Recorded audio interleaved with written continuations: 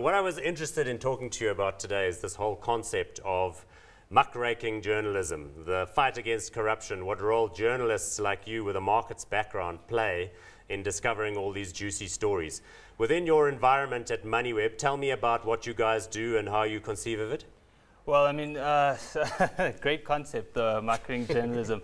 I think that basically because we work within the financial environment, we obviously confine our stories within the financial sector, which then means that we obviously touch on mostly listed companies, but every story that we work on has a financial tinge to it. Yeah, I mean, it can be a dangerous job at times because we do go after people who are quite influential. But in the most part, you must have a lawyer on speed dial and you know, a fund for legal defense. Yeah, and a few bodyguards to boot. But we do have a lawyer on standby who just obviously goes through some of the contentious stuff that we work on. But yeah, I mean, a typical investigation can start from a month to about 4 months. I mean, the one that we're working on currently has been in the pipeline for 7 months. So. Well, let's just give the viewers an opportunity to talk about the kind of stuff you've been doing. So I can think of a couple of big investigations, but the first one and the one that I think people are very interested in is this Kumba ICT thing, where you guys got into who it was that ICT was, how their documentation arose, and so on and so forth. This seems to be an ongoing thing that's going to keep you busy for a couple of years. It certainly will. I mean, just the genesis of the investigation is obviously everyone was waiting for ICT to file their court papers. Luckily for us, when Kumba initially initiated the court proceedings, they had cooked and baked ICT's court papers within their applications. We started going through a lot of those applications, started discovering that certain people that they had claimed had worked for ICT didn't work for them. We contacted a few. We then discovered that they had, allegedly falsified certain information. We contacted the people involved, and they backed up our claims that they'd never worked for ICT, and that's where things just started to unravel. Okay, so this is a case in point. You're not just like the normal financial journalist sitting back waiting for the SENS results to come out and doing a quick write-up on the results. You're actually hitting the streets. You're kind of on the phone to people that are in Kimberley. You are checking documents. People are sending you stuff. That all gets quite fun and exciting, but obviously you've got to have the editorial space to pursue these things. Are the viewers or are your readers, do you see a nice spike in traffic? People are interested in these stories? I think specifically on investigative stories, they are the most read stories. Yeah. But obviously we have to strike a balance between some of those articles because people don't associate Moneyweb just with investigations. We do run some investment pieces and the like, right. But to answer your question, yes, the investigative stories do get well read. Okay, and then another one that I found fascinating was about the dude who gave the impression that he was a billionaire running up, meetings. Give us a quick just flavor of that story. Well, the guy was a 25-year-old. His name was Mandla Lamba. He duped some of the well-known financial media into convincing them into writing a profile piece that he owned mines in Congo, Brazzaville, some in Canada, and so on. And essentially there again, we had a lengthy interview with the man. He was reasonably clued up, but not on the finer details.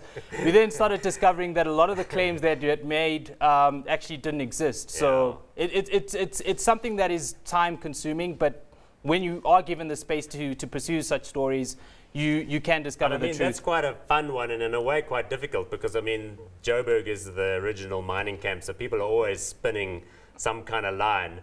So, it's not as though this thing is unusual, but to actually work out whether the guy does have any substance to it or not requires, as you say, a bit of insight. Yeah. It takes a while. It takes a while, and it does help that you do have some sort of financial background to help. So okay, because you worked as a broker before getting into this environment, right? Or a stock analyst? Yeah. I spent a bit of time at BOE. So there is some financial background, and I don't know whether I should publicly admit that I do trade once in a while. Not on any pieces that I'm working on, though. That's good.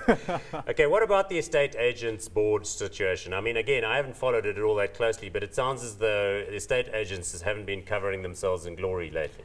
Not at all. I think it's mainly a regulatory aspect as opposed to the estate agents themselves. The vacuum existed, which was created by the regulator not pursuing some of the aberrations that were taking place within the industry.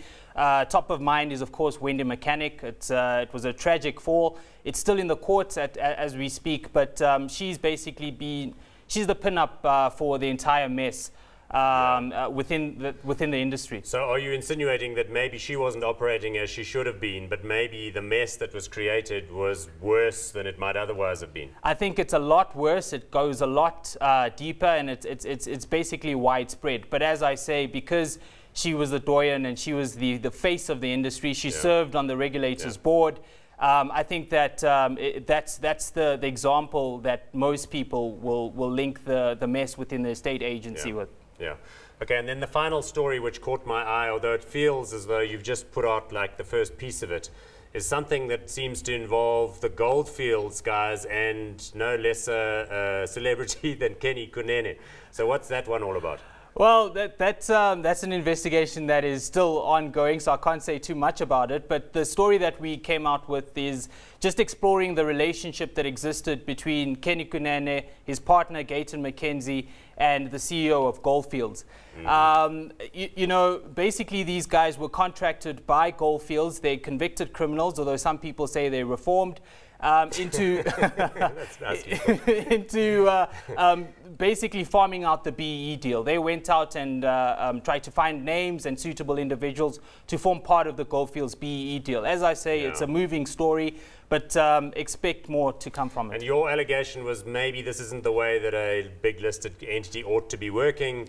So far, the Goldfields comeback seems to be rather, you know, head in the sand. Well, you know, our CEO meets with lots of people all of the time, blah, blah, blah, blah. So we'll be looking forward to seeing how it unfolds.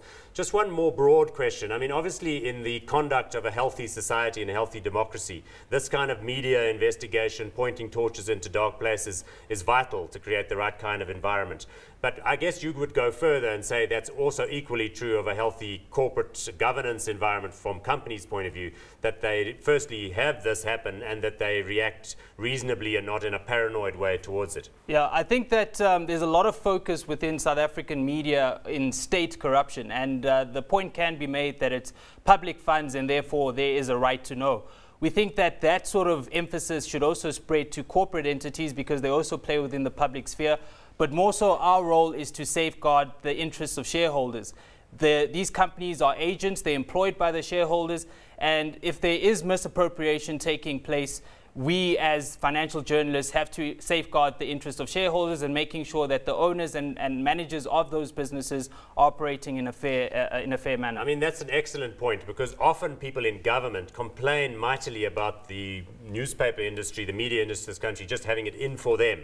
And as you say, well, maybe it's fair game, it's public money after all.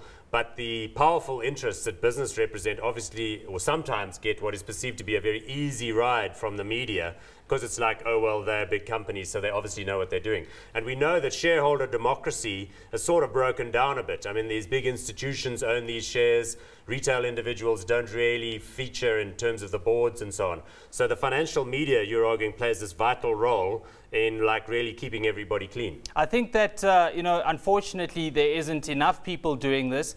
And I do think that a lot of the financial media spends a lot of time going to analyst presentations and breakfast events. Eating the free sausage rolls. Well, they're good food. Sending some love towards the CEO, yeah. I think that's the unfortunate aspect. I think that if we spent less time going to these breakfast meetings and more time actually analyzing the numbers and getting behind the characters who form these deals, there's a story that's a lot more interesting than what the CEO has to tell you.